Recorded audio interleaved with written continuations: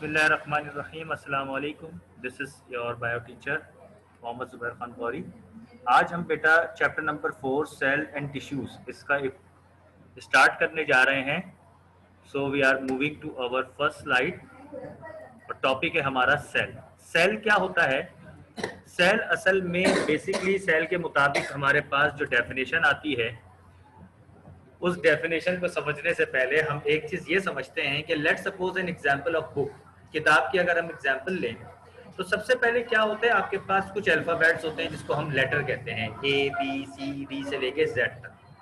अच्छा, अब हमने एक एग्जांपल ले ली, ए अल्फाबेट। अच्छा, अब जब ये अल्फाबेट्स आपस में मिलते हैं, दो या दो से ज्यादा अल्फाबेट मिल रहे हैं, तीन अल्फाबेट मिल रहे हैं, चार अल्फाबेट मिल रहे हैं, तो ये अल्फाबेट मिलके एक वर्ड बना देते हैं, एक लफ्ज। जैसे एग्जांपल, आपने A P P L E, ये कुछ 5 अल्फाबेट्स थे, इसको आपने मिलाया तो एक वर्ड बन गया, है ना। अब आप देख रहे हैं सिस्टमैटिक मैनर, आप देखें कि पहले हमने अल्फाबेट्स देखे, बहुत सारे अल्फाबेट्स का मजमुआ एक लफ्ज बन जाता है, और बहुत सारे लफ्ज का मजमुआ एक जुमला बन जाता है। जैसे एप्पल इज टेस्टी, तो basically Apple is a word, is a word, tasty is a word, लेकिन एप्पल इज टेस्टी ये 3 वर्ड आपस में मिले तो एक जुमला बन गया कि सेब बड़ा लजीज है। बिल्कुल इसी तरीके से अगर आप बहुत सारे सेंटेंसेस को जोड़ दें तो एक पेज बन जाता है। जैसा कि आप देखें किताब का सफा, अगर आप किसी भी किताब के सफ़े को बगौर देखें तो उसके अंदर बहुत सारे जुमले होंगे, बहुत सारे जुमले बहुत सारे अल्फाज से मिलकर बने होंगे, और बहुत सारे अल्फाज बहुत सारे अल्फ़ाबेट से मिलकर बने हैं। तो सिस्टमैटिक मैनर में हम ये कह सकते हैं कि हुरूफ ताजी का मजमुआ अल्फाज, अल्फाज का मजमुआ जुमले, जुमले का मजमुआ सफ़ा, और सफ़े का मजमुआ जो है वो किताब कहलाती है। अब देखें, ये एक एग्जांपल है बुक की, तो बुक बेसिकली 100, 200, 300, 400 इन पेजेस पर मुश्तमिल होती है, यानी कि the collection of pages is called the books. Clear? बिल्कुल इसी तरीके से अगर हम ह्यूमन बॉडी के ऊपर बात करें तो ह्यूमन बॉडी भले वो प्लांट की हो या वो एनिमल की हो। लेट सपोज आप किसी प्लांट की एग्जांपल देख लें या किसी भी आप एनिमल की एग्जांपल देख लें, तो हमारी बॉडी का सबसे छोटा यूनिट, सबसे बारीक मादा वो सेल कहलाता है। सही है? Every living organism is made up of cell. हर जानदार, भले वो प्लांट हो, एनिमल हो, कोई भी किस्म का जानदार हो, वो सेल से मिलकर बना है। जिसके पास सेल है वो जिंदा है, जिसके पास सेल नहीं वो जिंदा नहीं। ठीक है जी। Cell is the basic structure and functional unit of life. Cell जो है वो जिंदगी का समझे बुनियादी जुज है। हमारी बॉडी के अंदर जितने भी काम हो रहे होते हैं, रिस्पायरेशन से लेके सेल डिवीजन से लेके आप एनर्जी बनाने से लेके यूरिया या यूरिन बनाने तक, जितने भी हमारे मैटर हैं, मटेरियल्स हैं बॉडी के अंदर, जितने भी फंक्शन हो रहे हैं वो सारे के सारे बेसिकली सेल के अंदर हो रहे हैं। अगर हमारी बॉडी ग़िज़ा बनाती है तो वो भी सेल के अंदर, एनर्जी बना रही है वो भी सेल के अंदर, सांस ले रही है वो भी सेल के अंदर, हत्ता कि अगर हमारी बॉडी ग्रो कर रही है, मेरा कद बढ़ रहा है, तो उसके पीछे भी सेल का ही हाथ है। तो basically cell is the basic unit of life. ठीक है? अब ये आपको कुछ शक्लें नजर आ रही होंगी, सही है? बेसिकली ये शक्लें जो है वो किसी न किसी इंट्रोडक्टरी स्लाइड है, ये एक इंट्रोडक्टरी स्लाइड है। असल में ये शक्लें जो है वो बायोलॉजिस्ट हैं, इन्होंने कुछ ना कुछ काम किया है। अब इन्होंने क्या काम किया है? इन्होंने सेल की एक तारीख बताई है, सेल की हिस्ट्री बताई है। अब क्या हिस्ट्री है? किसी ने बताया है कि प्लांट के अंदर सेल होते हैं, तो किसी ने बताया एनिमल के अंदर सेल होते हैं, तो किसी ने बताया सेल के अंदर न्यूक्लियस होता है, तो किसी ने सेल के बारे में कुछ बताया, तो किसी ने सेल के बारे में कुछ बताया। तो बेसिकली इन सारे लोगों की बातों का मजमुआ जब हम देखेंगे तो वो एक सेल थ्योरी बन जाती है। ठीक है? अब हिस्ट्री ऑफ सेल देखते हैं हम। सबसे पहले हमारे पास जैक हैरिस और जेनसन, ये जो है वो असल में कंपाउंड माइक्रोस्कोप इन्होंने बनाया था। अब ये कंपाउंड माइक्रोस्कोप कहां से आ गया? बेसिकली ये इसकी तस्वीर है, आपको तस्वीर भी नजर आ रही होगी। अच्छा, ये कंपाउंड माइक्रोस्कोप इन्होंने क्यों बनाया था?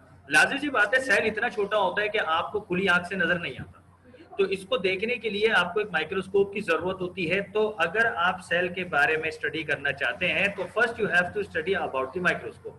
माइक्रोस्कोप कितने किस्म के होते हैं, क्या होते हैं, किसने उसके बारे में बयान किया था। तो देखें, एक तो सिंपल माइक्रोस्कोप होता है जिसको हम बेसिक माइक्रोस्कोप भी कहते हैं, जिसको हम मैग्नीफाइंग ग्लास कहते हैं, जो अमूमन डिटेक्टिव लोगों के पास होता था किसी भी चीज को जूम करने के लिए। उसके बाद माइक्रोस्कोप आया जिसको कंपाउंड माइक्रोस्कोप कहते हैं, उसका दूसरा नाम लाइट माइक्रोस्कोप भी है।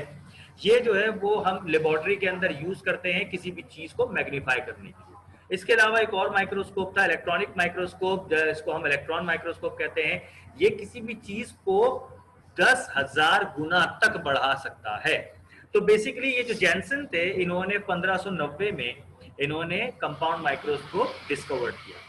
उसके बाद ये जो आपको दूसरी पिक्चर नजर आ रही है, और ये इनका नाम रॉबर्ट हुक था। इन्होंने 1665 के अंदर जो है वो क्या किया, इन्होंने सेल को डिस्कवर्ड किया। अब लाजिम सी बात है, जब आपके पास माइक्रोस्कोप आ गया तो उस माइक्रोस्कोप से आप टाइनी क्रिएचर्स या टाइनी सब्सटेंस को आप ऑब्जर्व करोगे, छोटी छोटी चीजों को। तो जब छोटी छोटी चीजों को आपने ऑब्जर्व किया तो आपको पता चला कि हाँ भाई, सेल होता है, सेल एग्जिस्ट। इन्होंने क्या किया, किसी एक लकड़ी का टुकड़ा उन्होंने लिया और उसके ऊपर जो है उसको उन्होंने जब माइक्रोस्कोप पे देखा तो वो उसको हम कहते हैं कि इन्होंने स्लाइड ऑफ कॉर्क जो है उसकी स्टडी की, और वहां उन्होंने बताया कि हाँ भाई, एक सेल नामी कोई चीज होती है।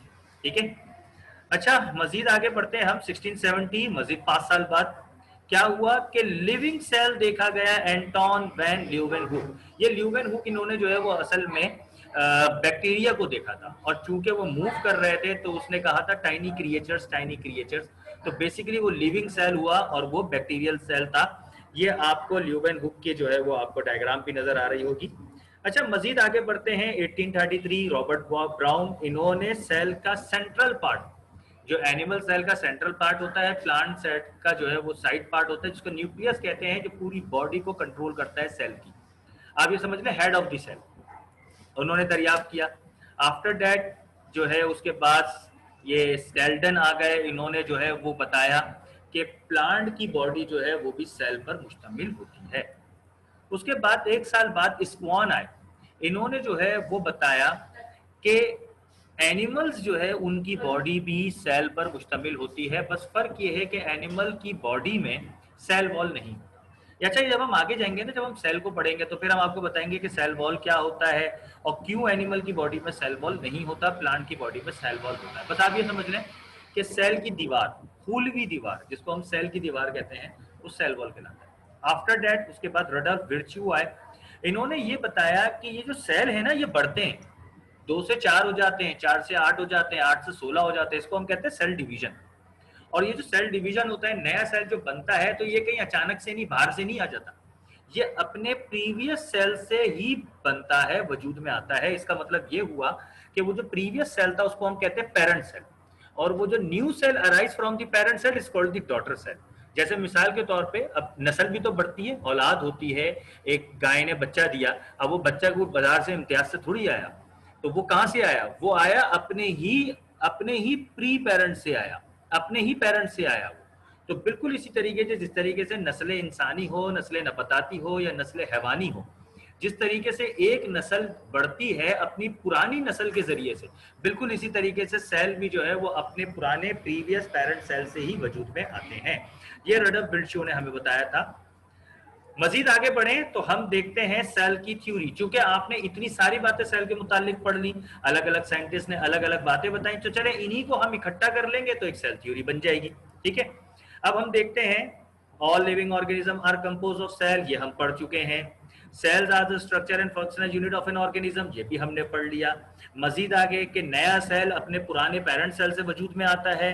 उसके बाद हम ये भी कहें कि सेल के पास हेरिडिटी मटेरियल होता है जो जनरेशन टू जनरेशन ट्रांसफर होता है। क्या मतलब, जब नया सेल वजूद में आ रहा है तो वो अपने पेरेंट सेल से आ रहा है, तो पेरेंट सेल से कुछ खासियत लेके आएगा जिसको हम कहते हैं मौरूसी अलामात, जिसको हम हेरिडिटी करैक्टर कहते हैं, मौरूसी खासियत। जैसे अक्सर आपने देखा होगा कि औलाद की शक्ल अपने माँ बाप से मिलती जुलती होती है, शक्ल के साथ साथ आदत, आई कलर, हेयर कलर, बाज़-औक़ात नेचर, बाज़-औक़ात बीमारियां भी मिलती जुलती होती हैं, जो माँ बाप से औलाद तक मुंतकिल होती है, जिनको हम मौरूसी का नाम देते हैं। तो बेसिकली वो हेरिडिटी करैक्टर होते हैं जो सेल के अंदर होते हैं और पेरेंट्स से डॉटर में, यानी कि डॉटर से मुराद न्यू सेल्स के अंदर ट्रांसफर हो जाते हैं, जिसको हम कहते हैं जेनेटिक करैक्टर। ठीक है, अच्छा, ये बात अभी हम थोड़ा और आगे जाके पढ़ेंगे। सेल के अंदर एक और पार्ट होता है सेंट्रल न्यूक्लियस के अंदर, जिसको हम डीएनए कहते हैं। उस डीएनए के अंदर ये हेरिडिटी कैरेक्टर जो है ना, वो ट्रांसफर होते हैं जीन्स के जरिए से। अच्छा, ये जो आपको एक डायग्राम नजर आ रही है, ये डायग्राम बेसिकली कंपाउंड माइक्रोस्कोप की है। इसका दूसरा नाम लाइट माइक्रोस्कोप भी है। अच्छा, ये आजकल जरा न्यूली अगर आप खरीदने जाएं तो ये इस तरह मिलता है। ये बाइनोकुलर की तरह होता है, इसके अंदर 2 आईपीस होते हैं, आप दोनों आंखों के जरिए से देख सकते हैं। वरना प्रीवियस जो लाइट माइक्रोस्कोप, कंपाउंड माइक्रोस्कोप एक अरसे तक चलता रहा, आज भी चलता आ रहा है, उसका आईपीस एक होता है, उसमें आप एक आंख से देखते हैं। अच्छा, इसमें होता क्या है, गौर से अगर आप देखें तो नीचे जो है वो शीशा लगा होता है। ये शीशा जो है वो मूवेबल मिरर होता है, जिससे आप रोशनी को रिफ्लेक्ट करके ऊपर आप स्लाइड तक ला सकते हैं। ठीक है, तो हमारा जो अगला टॉपिक हुआ वो अगला टॉपिक है माइक्रोस्कोप। अच्छा, what is microscope? Microscope is a two syllable word. अच्छा, सेलेबी किसे कहते हैं? सेलेबी कहते हैं कि जिसके अंदर हमारा लफ्ज जो है वो 1 या 2 या 3 हिस्सों में टूट रहा होता है। जैसे माइक्रोस्कोप, अगर मैं इसको पढ़ूं तो मैं 2 हिस्सों में इसको पढ़ रहा हूं, माइक्रो और स्कोप। माइक्रो का मतलब होता है टाइनी, यानी कि छोटे, सही है, और मैक्रो का मतलब होता है बड़े, सही है। आपने देखा होगा अक्सर कहते हैं मैक्रो मॉल, तो वो बड़े बड़े मॉल्स हैं। माइक्रो का मतलब होता है छोटे। अच्छा, स्कोप का मतलब होता है वाजे करना, देखना, वजाहत करना। तो किन कुछ मायनों में इसके जो है वो मायने डिफरेंट होते हैं। तो माइक्रोस्कोप का मतलब होता है किसी छोटी चीज को वाजे करके, एक्सप्लेन करके, डिस्क्राइब करके, बड़ा करके दिखा देना। तो that is the actual meaning of the microscope. ठीक है, आगे बढ़ते हैं हम। माइक्रोस्कोप बेसिकली एक ऐसी डिवाइस है, एक ऐसी चीज है जो किसी भी तस्वीर को, भले वो तस्वीर जानदार की हो, बेजान हो, मूविंग हो या इनमूवेबल हो, किसी भी इमेज को, किसी भी ऑब्जेक्ट को बड़ा करके दिखाती है ताकि हम उसको आसानी से देख सकें। उमूमन हम लोग क्या करते हैं कि अक्सर आपने देखा होगा, बाज लोग चश्मा लगाते हैं, उनको करीब का नजर नहीं आता तो वो चश्मा लगाते हैं ताकि वो उसको बड़ा नजर आए, वहां से देख लें। आप देखें, आपको पिक्चर में भी एक मैग्नीफाइंग ग्लास नजर आ रहा है। पहले के टाइम पे होता था कि डिटेक्टिव इसको यूज करते थे ताकि वो फिंगरप्रिंट्स चेक करते थे, इससे फिंगरप्रिंट्स बड़े वाजे नजर आते हैं। अच्छा, इसके अलावा जो है माइक्रोस्कोप की टाइप्स हम देखते हैं। तो 40 मिनट कैसे हुए?